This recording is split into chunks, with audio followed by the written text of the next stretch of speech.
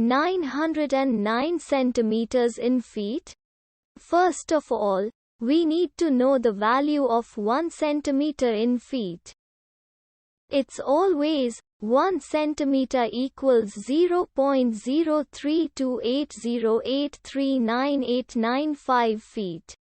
Now we have to multiply 0.03280839895 by 909. Therefore, 909 centimeters times 0.03280839895 feet equals 29.822834645555 feet.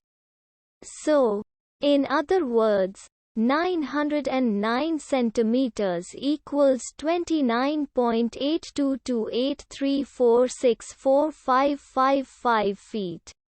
We hope you have enjoyed this video.